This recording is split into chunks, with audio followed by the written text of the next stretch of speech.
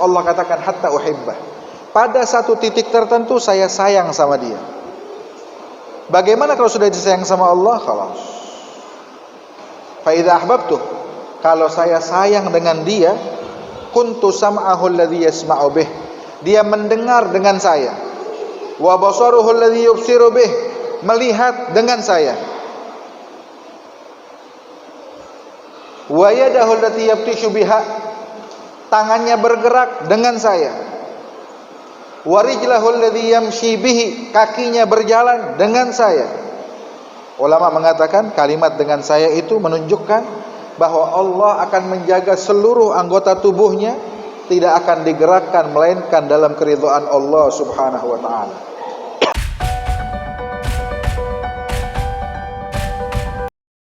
Bismillahirrahmanirrahim.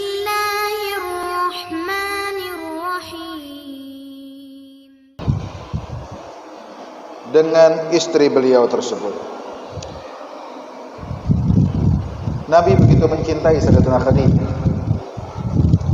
Bahkan beliaulah yang memperkuat semangat Rasulullah di awal-awal turunnya wahyu.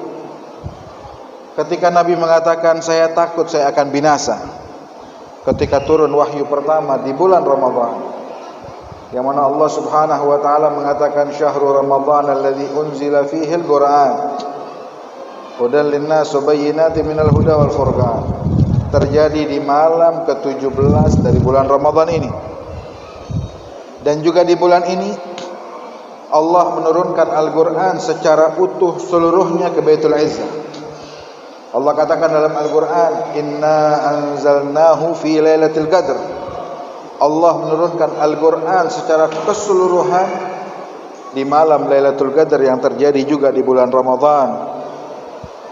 Inilah bulan tersebut yang mana ketika turun firman Allah yang pertama kali pada Rasulullah, pulang Nabi Muhammad begitu ketakutan, begitu merasa beratnya beban yang dia tampung, sampai beliau bilang saya mungkin akan binasa.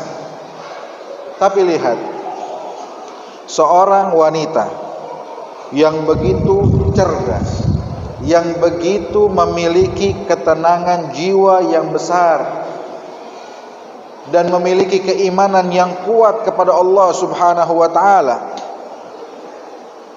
Apa yang dia bilang? Kalla, tidak mungkin Allah menghancurkan kamu. Lalu beliau mengatakan, innaka latasilur rahim. Kamu ini orang yang senang menjaga hubungan silaturahmi. Kamu ini orang yang senang membantu orang lain. Disebutkan kebaikan-kebaikan yang biasa dikerjakan Rasulullah. Sebagaimana diceritakan, dituliskan oleh Imam Al-Bukhari dalam kitab sahih beliau.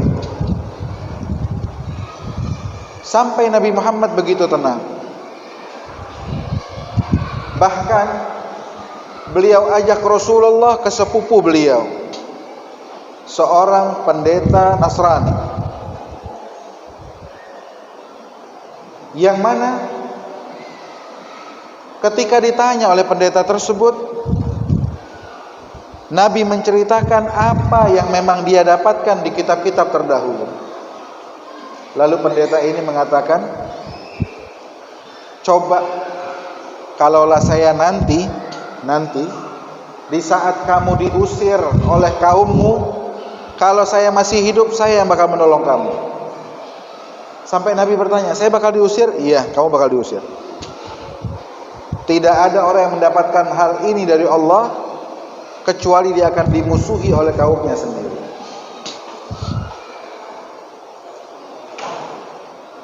Tidak lepas dari itu, Sayyidatina Khadijah sampai bilang ke Rasulullah, ya Rasulullah, kalau temanmu itu datang lagi, Jibril maksudnya, kalau dia datang kabari saya ingin meyakinkan diri saya kalau dia benar malaikat Allah Subhanahu wa ta'ala. Maka Nabi pun mengiyakan. Satu waktu datang malaikat Jibril alaihissalam, dan Nabi mengatakan, ya Khadijah, Jibril ada saat ini. Lalu Sayyidatina Khadijah di saat tersebut membuka penutup kepalanya. Dia buka. Ketika dia buka, terbukalah rambut beliau. Beliau tanya pada Nabi Muhammad, "Ya Rasulullah, masih ada enggak teman kamu itu?" Nabi bilang enggak ada. Pergi. Lalu beliau tutup kembali penutup kepala beliau. Beliau tutup aurat dengan baik. Lalu dia tanya ke Rasulullah, "Ya Rasulullah, ada enggak?" Ada. Lalu beliau katakan, "Inilah namus, inilah malaikat yang turun dahulu kepada Nabi Allah Musa alaihissalam. Saya telah yakin bahwa dia benar adalah malaikat Allah subhanahu wa ta'ala."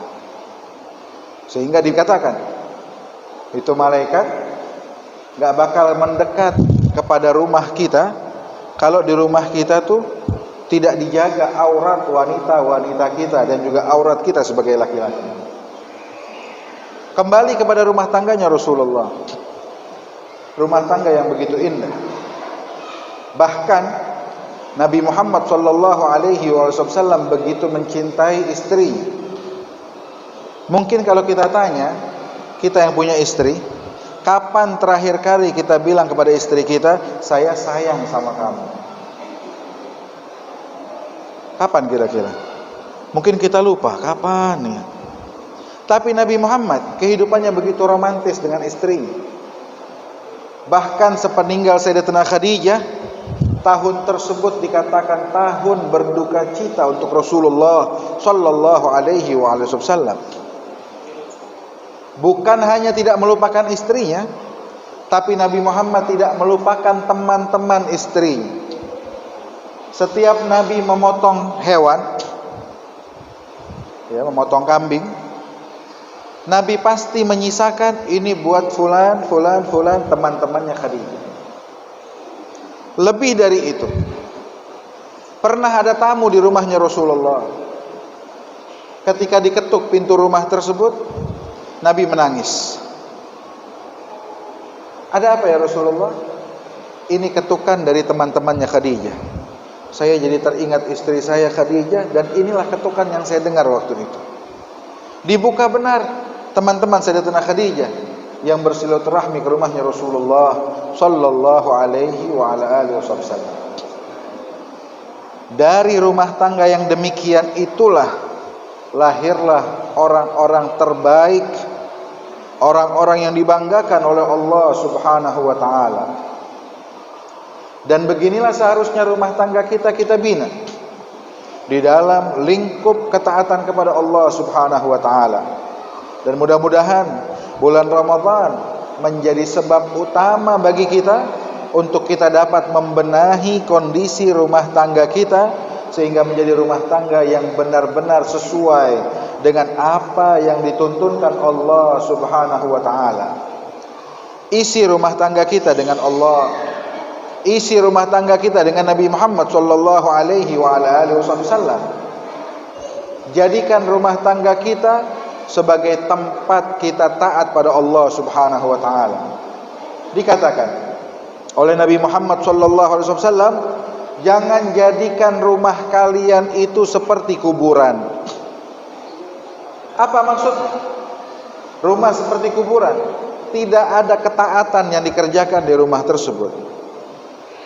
Ada satu orang di masanya Al-Imam Abdullah bin Umar bin Yahya. Orang ini di kota Massilah di Hadramaut sana, datang kepada beliau. Bilang, ya Habib, saya mimpi semalam. Saya melihat rumah di kota ini tidak seperti rumah yang saya lihat saat saya tidak tidur. Tapi saya lihat rumah itu tinggi-tinggi sekali. Dan rumah yang paling menjulang tinggi adalah rumahmu. Dan yang paling atas sekali itu kamar kamu. Saya lihat dengan jelas sekali. Maka tersenyum Al-Habib Abdullah bin Umar bin Yahya. Dia bilang, tahukah apa yang kamu lihat itu? Tidak tahu. Dia bilang, yang kamu lihat itu adalah bagaimana kondisi rumah dengan Al-Quran. Adapun aku di rumahku, tidak ada satu anak tangga pun tempat aku naik ke lantai atas. kecuali di setiap anak tangga tersebut saya pernah membaca Al-Quran khatam 1 kali, bahkan lebih dari 1 kali di setiap anak tangga rumah itu, sehingga kamu lihat rumah saya menjulang tinggi sekali. Bahkan Rasulullah mengatakan bahwasanya rumah yang dibacakan Al-Quran, maka rumah tersebut akan dilihat oleh penduduk langitnya Allah. Siapa yang tinggal di langit? Sebagaimana disebutkan oleh Rasulullah SAW, ada para malaikat Allah, ada para arwahnya nabi-nabi. Sebagaimana Nabi Muhammad bertemu dengan arwahnya para anbiya di setiap langit-langitnya Allah Subhanahu wa taala. Mereka semua akan melihat rumah di muka bumi ini seperti kita melihat bintang di langit. Ada yang terang, ada yang gelap. Sesuai apa? Sesuai ketaatan yang dilakukan di dalam rumah tersebut. Dapat dipastikan bahwa rumah mereka, orang-orang yang lebih taat pada Allah Subhanahu wa taala, akan begitu terang benderang terlihat dari langitnya Allah Subhanahu wa taala, dan pasti akan dikenallah penduduk rumah itu. Inilah yang disebutkan oleh Nabi Muhammad sallallahu alaihi wasallam tentang mereka, orang-orang yang dikasihi oleh Allah Subhanahu wa taala. Nabi mengatakan, "Idza ahabballahu 'abdan nada Jibril fayaqulu ya Jibril innallaha qad ahabba fulan ibn fulan fa ahibbah." Allah kalau sudah mencintai seorang hamba, maka Allah panggil malaikat Jibril dan Allah katakan, "Ya Jibril, Allah sudah cinta, sudah sayang kepada hambanya fulan bin fulan." Ulama bilang bukan nama dia yang disebut, tapi nama dia dan nama ayahnya disebut. Sehingga kalau seseorang ingin membanggakan orang tuanya, ingin menempatkan orang tuanya di tempat yang terbaik, berbuatlah ketaatan pada Allah, dan capailah titik kita dikasihi oleh Allah Subhanahu wa taala, karena dengan begitu nama orang tua kita akan dikenal oleh Allah Subhanahu wa taala, bahkan oleh penduduk langitnya Allah. Innallaha qad ahabba fulan bin fulan fa ahibbah. Wahai Jibril, Allah sudah suka dengan hambanya fulan bin fulan. Tugas kamu cintai dia. Fayuhibbuhu Jibril. Maka malaikat Jibril pun cinta dengan orang tersebut. Wa yunadi fi ahli sama, ya ahli sama, innallaha qad ahabba fulan ibn fulan fa ahibbuh. Wahai penduduk langit. Tadi saya sebutkan siapa mereka. Allah telah mencintai hambanya fulan bin fulan.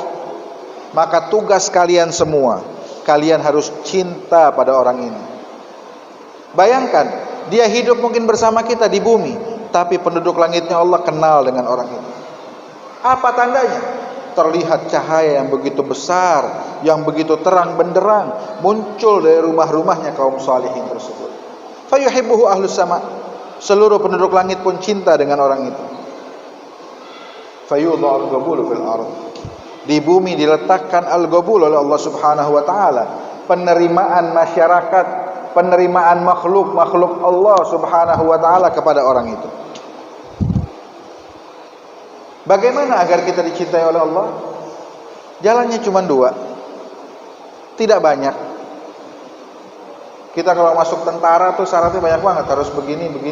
Iya. Mau masuk menjadi kelompok yang dikasihi Allah, enggak repot. 2. Cukup 2. Apa katanya? Dalam sebuah hadis qudsi, "Man 'adali waliyan faqad adzantuhu bil harb." Siapa yang berani mengganggu kekasihku, kata Allah, saya umumkan perang dengan orang itu. Di awal hadis qudsi Allah sudah katakan, orang-orang ini nih yang saya sayangi, kalau ada yang berani sama dia, perangnya sama saya. Gimana orang perang sama Allah? Apakah mungkin husnul khatimah? Apakah mungkin dapat surga Allah? Tidak akan pernah. Lalu Allah katakan, "Wa ma tagarraba ilayya 'abdi bi syai'in ahab ilayya mimma aftaratuhu alaih." Saya paling suka kalau hamba saya itu ngedekatkan diri pada saya dengan apa yang saya wajibkan atas dirinya. Apa yang diwajibkan Allah? Kerjakan. Wa la yazalu 'abdi yataqarrab ilayya bin nawafil hatta uhibbah. Setelah kerjakan yang wajib, tambahkan dengan yang sunnah. Allah bilang, ini hambaku setelah ngerjain yang wajib tidak pernah merasa puas dengan yang sunnah. Kita lihat mereka para salihin, ada yang setiap malam mereka sholat 1000 rakaat, ada yang setiap malam mereka sholat witir 11 rakaat, baca Quran 10 juz.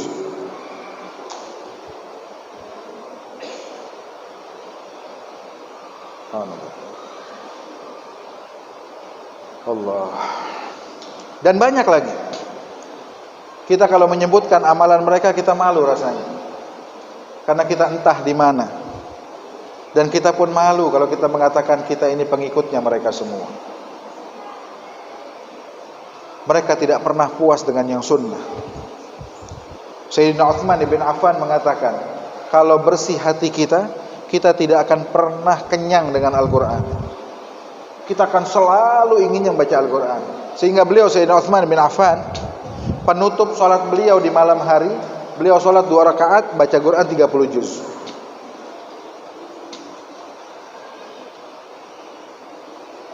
Dia kerjakan yang sunnah dan tidak pernah merasa puas. Allah katakan hatta uhibbah. Pada satu titik tertentu saya sayang sama dia. Bagaimana kalau sudah disayang sama Allah? Khalas. Fa idza ahbabtuh, kalau saya sayang dengan dia, kuntu sam'ahu alladhi yasma'u bih, dia mendengar dengan saya, wa basaruhu alladhi yubsiru bih, melihat dengan saya, wa yadahu allati yabtishu biha, tangannya bergerak dengan saya, wa rijlahu alladhi yamshi bihi, kakinya berjalan dengan saya. Ulama mengatakan kalimat dengan saya itu menunjukkan bahwa Allah akan menjaga seluruh anggota tubuhnya, tidak akan digerakkan melainkan dalam keridhaan Allah Subhanahu wa taala. Tahu sampai batasan mana? Mereka para aulia ussalihin, kekasih-kekasihnya Allah mengatakan, "Ma fa'altu makruh wala hamamtu bi fi'il makruh." Saya enggak pernah ngerjain yang makruh. Bahkan hati ini enggak pernah terbesit pekerjaan yang makruh. Kenapa? Itulah mereka. Semua dijaga oleh Allah Subhanahu wa taala. Bahkan Allah katakan, "Wala in sa'alani la'utiyannah." Kalau dia minta sesuatu sama saya, pasti saya berikan. Pasti. "Wala in ista'adzani la'u'idzannah." Kalau dia minta tolong sama saya, pasti saya tolong. Bagaimana kira-kira kehidupan orang-orang tersebut? Pasti menjadi kehidupan yang paling indah. Kapan kira-kira kita bisa menggapai kasih sayang Allah itu? Ini waktunya. Ini saatnya. Di bulan yang begitu indah, di bulan Ramadan, yang kita pun bingung. Kita tiap malam rajin ke masjid. Kenapa kita rajin ke masjid? Bulan lalu gak serajin ini, tapi bulan ini kita rajin. Allah membuka pintunya. Ayo, siapa yang ingin dapatkan bagian kesayangan Allah? Siapa yang ingin dijadikan hamba yang diperhatikan oleh Allah? Ini saatnya, ini waktunya. Jangan sampai kita sia-siakan waktu Ramadan kita. Isi dengan ibadah pada Allah Subhanahu wa taala. Malam hari isi, sahur isi dengan ibadah. Jangan terkecoh dengan televisi kita, jangan terkecoh dengan media sosial kita, jangan terkecoh dengan apapun juga. Sibukkan diri dengan Allah, sibukkan diri dengan Rasulullah. Perbanyak bacaan Al-Quran kita, perbanyak sholat kita. Malam kita isi dengan tahajud, siang kita isi dengan doa, dan habiskan semua hanya untuk Allah Subhanahu wa taala. Mudah-mudahan Allah jadikan Ramadan ini Ramadan yang paling menyukseskan buat kita. Tidak keluar bulan Ramadan melainkan kita menjadi manusia yang dikasihi oleh Allah Subhanahu wa taala, menjadi bagian orang-orang yang dicintai Allah, orang-orang yang hidupnya merasakan kebahagiaan di dunia dengan Allah, kebahagiaan di alam barzakh dengan Allah, bahkan nanti di yaumul qiyamah berkumpul dengan Nabi Muhammad sallallahu alaihi wasallam. Amin ya rabbal alamin. Allahumma hdina bihudak, ij'alna man yusari'u fi ridhak, wa la tuwallina waliyan siwak, wa la taj'alna man khalafa amraka wa 'asak, wa hasbunallahu wa ni'mal wakeel. ولا حول ولا قوة إلا بالله العلي العظيم وصلى الله على سيدنا محمد وعلى آله وسلم والحمد لله رب العالمين والسلام عليكم ورحمة الله وبركاته.